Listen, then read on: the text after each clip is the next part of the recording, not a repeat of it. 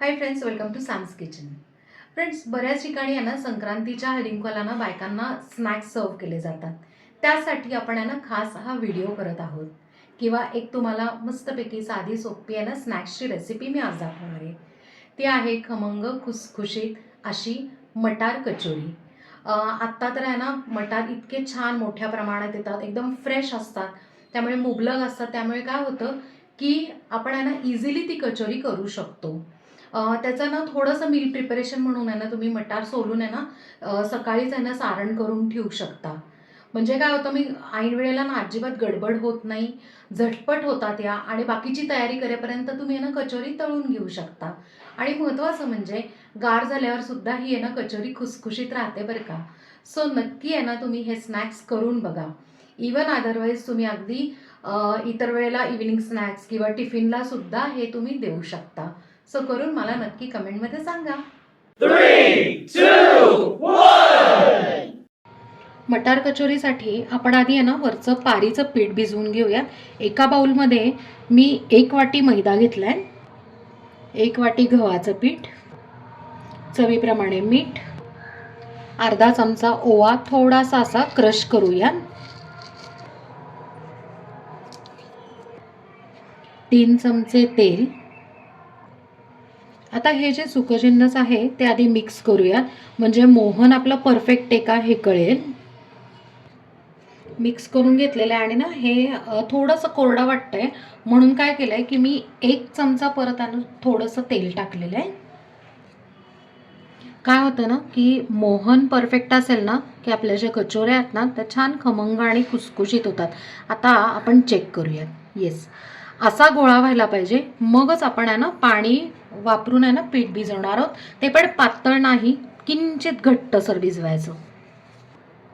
आपण पीठ मळून घेतलेलं आहे. आता फायनल काय करायचं आहे, थोडंसं तेल टाकून आपण शेवटी ग्रीस करायचं आहे. थोडंसं घट्टच भिजवलं आहे. काय होतं माहिती आहे का की पीठ जर थोडंसं पातळ किंवा सैल झालं ना तर कचोऱ्या ज्या आहेत ना आपल्या त्या तेलकट होतात आणि लवकर मऊ पडतात. आता हे पीठ आहे ना मुरण्यासाठी 15 मिनटं झाकून ठेवू आणि आता आपण कचोरीचं सारण करून घेऊया. सारणासाठी आपण आहे ना एक मिक्सरचं भांडं घेतलंय, त्यात ना 2 वाट्या मटारचे दाणे, 4 ते 5 हिरव्या मिरच्या किंवा तुम्हाला जेवढं तिखट पाहिजे त्या पद्धतीने. आणि हे मटारचे दाणे आत्ता फ्रेश येतात त्यामुळे आपण सोलून घेतलेले. आता हे मिश्रण जे आहे ते थोडंसं आपण जाडसर वाटून घेऊया. मटारचं जे मिक्सचर आहे ते थोडंसं असं जाडसर आपण वाटून घेतलेलं आहे. आता आपण आहे ना सारण करायला घेऊयात. सारण करण्यासाठी एका कढईमध्ये छोटा दावा आपण तेल घातलंय, त्यातनं अर्धा चमचा जिरे, पाव चमचा हिंग, पाव चमचा हळद, 3 चमचे बेसन. बेसन आपण एक 30 ते 40 सेकंद आपण छान खमंग लो फ्लेमवर भाजून घ्यायचं आहे. बरं, आता बेसन कशासाठी माहिती आहे का, एक तर आपल्या ना सारण खूप खमंग होतं आणि दुसरी गोष्ट म्हणजे जे काही आहे ना थोडंसं मटारमधलं जे मॉइश्चर असतं ना ते शोषून घेतं. बेसन छान आपण खमंग भाजून घेतलं आहे. आता ना त्यात चवीप्रमाणे मीठ आपण मिक्स करूया. आता आपण मटार आणि मिरची बारीक केली ते घालून घेऊया. त्यात ना अर्धा चमचा गरम मसाला आणि आता मिक्स करूया. मिक्स करून झाल्यावर एक 2 ते 3 मिनटं आपण लो फ्लेमवर छानपैकी झाकण ठेवून वाफवून घेऊया.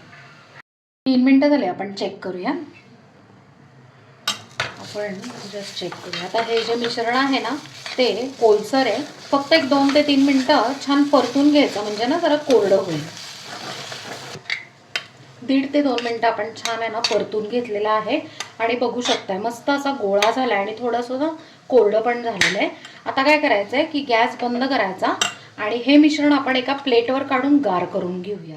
सारण आपलं आहे ना छानपैकी गार झालं आणि तुम्ही बघू शकताय की असं कोरडं पण झालेलं आहे. आपण आता कचोरी करायला घेऊया. 15-20 मिनटं झाले आणि पीठ पण इतकं छान मुरलंय ना. आता काय करायचं आहे, मस्तपैकी आहे ना मळून घेऊयात. कारण काय होतं की आहे ना ज्या वेळेला पीठ भिजलं किंवा मुरायला ठेवलं ना किंचित थोडंसं असं पातळसर होतं, पण ना मळलं की मस्तपैकी आहे ना असं हार्ड होतं, जरा घट्ट होतं. आपण लिंबा एवढा गोळा घेतलेला आहे आणि आता आपण आहे ना थोडं हलकं लाटून घेऊया. असं आपण ना जाडसर लाटून घेतलेला आहे. आता आपण आहे ना 1 ते 1.5 चमचा ह्याच्यातनं सारण भरून घेऊया.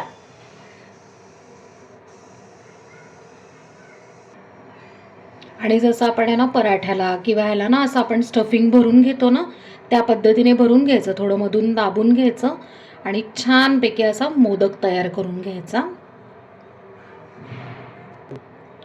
आता हे छानपैकी असं घट्ट सील करायचं आणि हे जे उरलेलं जे पीठ आहे ते काढून टाकायचं आणि छान असा गोळा मस्तपैकी मळून घ्यायचा. आणि फायनल काय करायचं माहिती का, परत लाटायचं नाही तर हाताने हलकं असं प्रेस करायचं. हे बघा, आता ही आपण आहे ना कचोरी करून घेतलेली. अशा पद्धतीने आपण बाकीच्या पण कचोऱ्या करून घेऊयात. आणि इकडे ना सगळ्या कचोऱ्या तयार करून घेतलेल्या आहेत. आता आपण तळायला घेऊया. इथे आपण आहे ना एका कढईत तेल ठेवलेलं आहे आणि आता थोडंसं तापलंय, आपण चेक करूयात. हे बघा, आता जो आपण आहे ना गोळा टाकला ना तर तो लगेच वरती आला नाहीये, म्हणजे आपल्याला एवढंच टेम्परेचर पाहिजे आहे. तर आता काय करूयात की कचोरी आपण आहे ना एक एक ठेवून घेऊयात किंवा ह्याच्यात टाकून घेऊयात. कचोरी ह्याच्यात टाकल्यावर आहे ना लगेच बुडबुडे अजिबात आले नाहीये, म्हणजे टेम्परेचर जे तेलाचं आहे ते परफेक्ट आहे. इतर वेळेला काय होतं माहिती का, आपण भजी वडे तळताना व्यवस्थित कडकडीत तेल गरम करतो, पण सामोसिक किंवा कचोरीला ना आपल्याला थोडं कमी तापलेलंच तेल हवंय. आता 2 ते 3 मिनिटं अजिबात हलवायचं नाहीये आणि लो फ्लेमवर आपण तळून घेणार आहे. 2 ते 2.5 मिनिटं झाली की तुम्हाला लक्षात येईल बघा, थोड्याशा फुगायला लागलेल्या आहेत आणि छानपैकी आहे ना अजिबात अशा चिटकलेल्या नाही आहेत. हलक्या हाताने आपण अशा टर्न करून घेऊया. परत आता ना 2 ते 3 मिनिटं आहे ना खालच्या साईडने पण आपण आहे ना तळून घेऊयात छानपैकी लालसर. 3 मिनिटं झालेत, आपण आता उलटून चेक करूया. हे बघा, मस्त कलर आलेला आहे ना. बाकीच्या पण आता उलटून घेऊयात आपण. दुसऱ्या साईडने पण आपण 2 ते 3 मिनिटं छान तळून घेऊयात. 3 मिनिटं झालेत, आपण ना फक्त एक कचोरी चेक करूयात. बघा काय सुंदर असा लाल कलर आलेला आहे. आता काय करूयात, आपण या सगळ्या कचोरी ज्या आहेत त्या काढून घेऊया आणि अशाच पद्धतीने आहे ना बाकीच्या कचोरी पण आपण तळून घेऊया. फ्रेंड्स, ही कचोरी आहे ना गार झाली, मी तुम्हाला दाखवते. आता ना ही कट पण करून दाखवते. बघा, मस्त असा कुरकुरीत आवाज आला आणि इतकी छान फ्लेकी झाली आहे. सारण पण एकदम छान शेवटपर्यंत आहे.